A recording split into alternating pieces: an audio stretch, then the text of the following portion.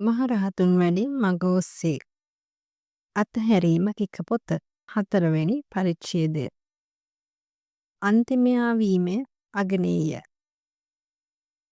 මේ ආත්ම භවයේදීම නිවන් අවබෝධ කර ගැනීමේ අධිෂ්ඨානය ජය ගැනීමට වීරයෙන් පෙරට යන භික්ෂුවට වත යනු කප්රුකකි. වත යනුවෙන් හඳුන්වන්නේ ආරණ්‍ය තෘෂ්ණාවෙන් ආරණ්‍ය මගේ මම ආරණ්‍යයේ යන මමත්වයෙන් කුටි හදන ගොඩනැගිලි තනන මල් වවන ආදී දේවල් නොවේ. භික්ෂුව ප්‍රතිපත්ති ගරුක නම් එම කටයුතු ගිහි දායකයන් විසින් සපුරා දෙනු ඇත. එසේ නොවන්නේ නම් භික්ෂුවගේ යුතුයකම ලද දෙයින් සතුටු වීම සහ ගිහි පින්වතුන් යුතුයකම් මගහරින්නේ නම් ඒද කමටහනක් ලෝක ස්වභාවයේ යයිගෙන ලෝකයෙන් මිදී යාමය. භික්ෂුවට උපරිම මට්ටමින් යැපීමට අවශ්‍ය තුන් සිවුරත් පාත්‍රයත් කුටි පහසුකමත් පමණි. නිවන් මගේ සීමාවද මේ අවමය තුළ ගොනු වී පවතී. භව මගේ සීමාව මීට වඩා විශාල වශයෙන් පුළුල්ය. තමා විසින් කළ යුතු වත් රාශියක් ආරණ්‍ය තුළ ඇත. මිදුල ඇමදීම, කුටි පිරිසිදු කිරීම, දානශාලාවේ ක්‍රියාකාරකම්, රෝගීන් භික්ෂූන්ට උපස්ථාන කිරීම, බුදුමැදුරේ පූජා කටයුතු, වැඩිහිටි භික්ෂූන්ට ආගන්තුක භික්ෂූන්ට උපස්ථාන කිරීම යන මේවා භික්ෂුව අනිවාර්යෙන්ම කළ යුතුය. ආරණ්‍යයේ පැවැත්මත් පිරිසිදුභාවයත් තමා තුළ මාන්නය වැනි කෙලෙස් දුරු කර ගැනීමට වත අතිශයින්ම උපකාරී වේ. මාන්නය අහංකාරකම උඩඟු බව ඇති කිසිවෙකුට භාවනාවෙන් ප්‍රතිඵල ලැබිය නොහැක. එවැනි අය මග වැඩූ කල්යාණ මිත්‍රයෙකු ගුරුවරයෙකු දෙන නිවැරදි උපදේශයට වඩා ඉහළින් යෑමටත් නිතරම තමා ගුරුවරයා වීමටත් සිතනු ඇත. අනුන්ට සවන් දීමට කැමැති නොවනු ඇත. නිවීම සඳහා යන ගමනේදී උස් පහත් දුප්පත් පොහොසත් ලොකු කුඩා ඕනෑම දෙයක ඉගෙනීමට යමක් ඇතිනම් ඒ ඉගෙන ගැනීමට අප දක්ෂ විය යුතුය. මාන්නය ඇති තැනැත්තාට ඒ කළ නොහැකිය. මේ සියල්ලටම බෙහෙත වතය. ඔබ වැසිකිළිය පිරිසිදු කරන විට ඔබ පිරිසිදු කරන්නේ වැසිකිළිය බව නොසිතිය යුතුය. ඔබ සිතිය යුත්තේ ඔබ පිරිසිදු කරන්නේ ඔබගේ සිත බවයි. ඔබ මිදුන අමදද්දී මිදුන අමදින බව නොසිතිය යුතුය. ඔබ සිතිය යුත්තේ ඔබ අමදින්නේ ඔබේ සිතේ ඇති කුණු බවයි. නිවන් මඟට හිත පිරිසිදු කරගත යුත්තේ මෙසේය. මාරයාගේ ස්වභාවය ඔබට ලකුණු සහ හොඳ නම ලබා දීමට ඔබව පෙළඹවීමය.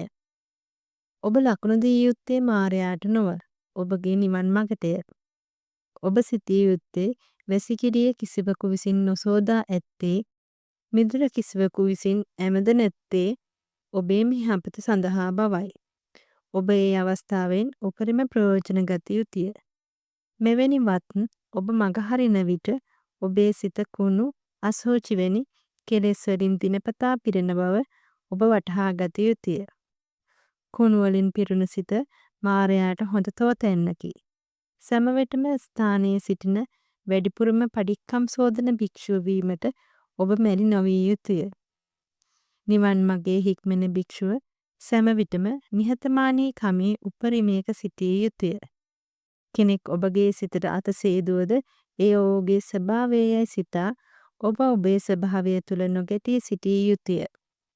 ඔබ හැමෝටම පිටුපසින් සිටීමටත් දහසක් දේ ඔබ දන්නවා වුවත් කිසිවක් නොදන්නාසේ පිරිස ඉදිරියේ හැසිරීමත් කළ යුතුය. ඔබ ගොළුවකු නොවී අහන දෙයට පිළිතුරු දෙන අයෙකු විය යුතුය.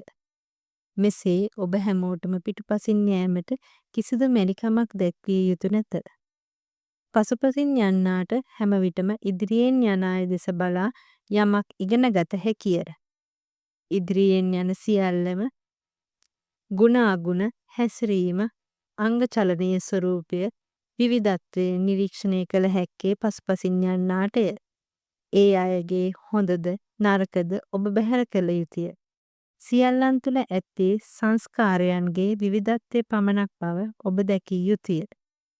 තමා අන්තිමයා වීමෙන් ලද අවස්ථාවෙන් ඔබ උපරිම ප්‍රයෝජන ගන්න. තමා අන්තිමයා වීමෙන් තමාට අන් හැමෝම දකින්නට ලැබීමත් ඉදිරියෙන් යන අයට තමාව දකින්නට නොලැබීමත් ලැබූ භාග්යක් බව දකින්න. ඔබ අහිංසක ලෙස මෙම ලෝක ධාතුව තුළ මිනිසෙකුට යා හැකි ශ්‍රේෂ්ඨතම ගමන යන විට වැඩිහිටි ස්වාමින් වහන්සේලා ඔබගෙන් අසාවි. ආයුෂ්මතුන් මහණ වුණාට මොකුත්ම දන්නේ නැහෙනි. සිවුරු හැරලා යන්න සිතාගෙනද ඉන්නේ. වැනි ප්‍රශ්න. මෙවැනි අවස්ථාවකදී ඔබ නොදන්නා බවම හඟවන්න. ඔබ දන්නවා කියන්නට ගියහොත් ඒ වැඩෙන්නේ මාන්නමය. මාන්නයමය. ඒ ප්‍රකාශය කරන්නේ මාරයාය. ඔබ කලබල නොවන්න. ඒ හිමිවරු ඔබට කියන දේට නිහතමානීව සවන් දෙන්න. මේ සියලු ක්‍රියාකාරකම් ඔබට අයිති ඒවා නොවන බව ඔබ අතහරින්න. අනුන්ගේ දේවල් ඔබ ඔබේ කර නොගන්න.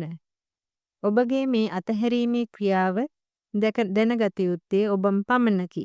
දෙවෙනෙක්ගේ දැනගතහොත් ඒ ක්‍රියාත්මක වූයේ මාරයාය. නිවීම ඔබ තනිවම යා යුතු ගමනකි. අවසානයේ ඔබද ඔබට අතහැරනු ඇත. ඔබද ඔබට අතහැරෙන මොහොත බව ගමන නිමාවන මොහොතයි. මේ ජයග්‍රහණයට මඟ වියදම් දෙන්නේ වත බව දෙවරක් නොසිතාම ඔබ දැනගත යුතුය. මඟ වියදම් යනු නිහතමානීකමයි. නිහතමානීකමේ උපරිම මමත්වය නිවීමයි. බුලත් කෙළ බැඳුණු පඩික්කම මුත්‍රා කහට බැඳුණු වැසිකිළිය මකුළු දැල් බැඳුණු දානශාලාවක නිවීම සඳහා අවශ්‍ය කළමනා ඇති බව අමතක නොකරන්න. මමත්වයේ නිවීම සැබවින්ම ඔබට අත්දැකිය හැක්කේ නිහතමානීකමේ උපරිමයට ඔබ පැමිණි කල්හිමය.